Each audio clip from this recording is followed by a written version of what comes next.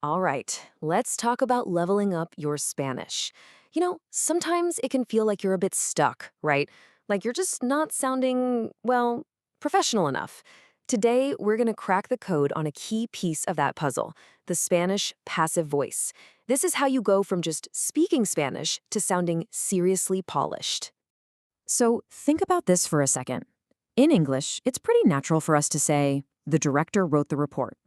Simple. But what if you want the report itself to be the star of the show? You'd say the report was written, right? That little switch from focusing on who did it to what was done is an absolute game changer in Spanish, especially in professional settings. Okay, here's our game plan. First, we'll see why this is so important for sounding professional. Then we'll get into the two main types, the formal passive with ser and the everyday passive with se. We'll also clear up that tricky ser versus a star difference. And finally, we'll talk about how to choose the right tool for the job. All right, section 1. Let's dig into what it means to sound more professional by shifting our focus from the who to the what. So what's the real difference here? Well, the active voice is super direct. It's all about, I did this, she said that. The spotlight is totally on the person. But with the passive voice, we're saying, this was done. See the shift? The action itself takes center stage.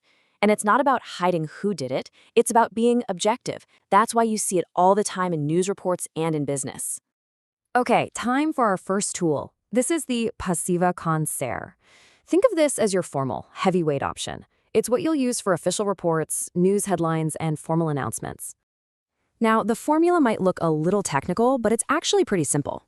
You've got your subject, that's the thing being acted on. Then you have the verb ser, conjugated however you need it. Next up is the past participle, which is super important. And if you want to say who did the action, you can add them at the end using por. Let's look at a classic example. El informe fue redactado por el director. Okay, let's break it down. El informe is our subject. Fue, that's just ser in the past. Redactado is the participle. And por el director tells us who did it. But can you feel how the emphasis is totally on the report? The report is the star here, not the director. Okay, here's a rule you absolutely cannot forget. The participle has to agree with the subject. I mean, it's non-negotiable. So if your subject is feminine, like la carta, the letter, the participle has to be feminine too. Redactada. If it's plural, like los informes, the reports, it has to be plural. Redactados. Getting this right is one of those little details that makes you sound so much more fluent. Next up, let's talk about the passive voice you're going to hear all the time in real life. This is the pasiva con se, your go-to for everyday situations. And you know what's great about this one? It's so simple. It's just the word say plus a verb in the third person. That's it. The verb just needs to match whether the thing you're talking about is singular or plural. I guarantee you've seen these everywhere. That sign that says se venden pisos? That's it. It means apartments for sale. Or se habla español in a shop window? Spanish is spoken here.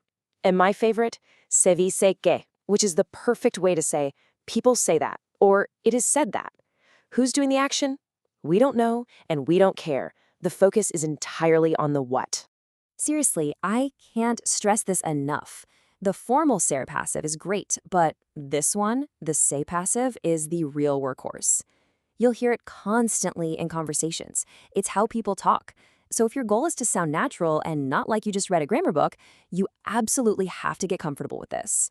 All right, let's get into something that trips up almost everyone, even advanced speakers. That tricky difference between ser and estar with participles. This is a big one. Okay, let's put it to the test. Look at these two phrases about a door. Fue cerrada and estaba cerrada. They look similar, but they mean completely different things. One is about the action of closing, and the other is about the state of being closed. Any guesses which is which? And here's the big reveal. La puerta fue cerrada. That's the passive action. It's talking about the moment, the event, when someone physically closed the door. But la puerta estaba cerrada, that's all about the result. When you arrived, what condition was the door in? It was in a closed state. It describes the result of the action. So if you remember one thing from this section, make it this. Ser is for the action, estar is for the result. That's it. It's that simple. The project was approved, the action, versus the project is approved, the state it's in. Action versus result. Ser versus estar. Okay, we've broken down the two main passive voices and sorted out that whole ser versus estar mix-up. So now, let's put it all together. Think of this as your new professional Spanish toolkit. This little chart is basically your cheat sheet. Look, if you're doing something formal, like a report or a news headline, you're going to want to reach for pasiva con ser. El proyecto fue aprobado. Sounds official, right? But if you're just making a general statement or you're writing a sign, Pasiva Refleja with se is your best friend. Se dice que va a llover. It's all about picking the right tool for the job. So, at the end of the day, using the passive voice isn't just about memorizing grammar rules. It's a strategic choice. It's about deciding what you want to emphasize in your sentence. Do you want to sound objective? Do you want to focus on the action? You've got the tools now. It's a huge step towards really mastering the language and sounding like a pro.